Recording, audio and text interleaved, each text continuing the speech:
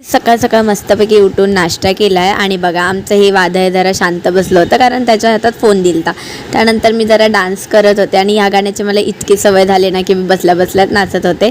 आणि माझ्या आईने इतकी सगळी झाडे लावलेत ना, म्हणजे एकही झाड असं सोडलं नाही, पूर्ण झाडं लावून ठेवलेत.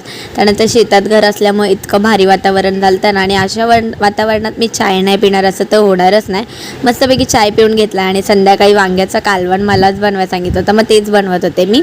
आणि इतकं झाल्यानंतर मामाने DJ लावला होता म्हणून आमचं हे वादळ डायरेक्ट नाचायला सुरू झालं. आणि त्यानंतर सगळ्यांनी जेवण मग डेकोरेशन करायला सुरू केली. खरं तर आमच्यात गणपती बसवत नाही, पण नवसाचा गणपती असल्यामुळे आम्हाला 3 वर्ष बसवायचा, त्यातला हा दुसरा वर्ष होता. त्यानंतर मस्तपैकी चाय पिला आणि परत सुरुवात केली. रात्री 1:30 वाजला होतं तरी आमचं अर्धं डेकोरेशन झालं. रात्रीचं डेकोरेशन करायला सर्वांना खूप मजा येत होती. त्यानंतर 3 वाजल्याने फायनली आमचं डेकोरेशन पूर्ण कंप्लीट झालं. डेकोरेशन एकदम ह्या वर्षीचं भारी झालं. तर तुम्हाला कसं वाटलं मला नक्की सांगा. भेटूयात नेक्स्ट व्लॉगमध्ये. तोपर्यंत बाय.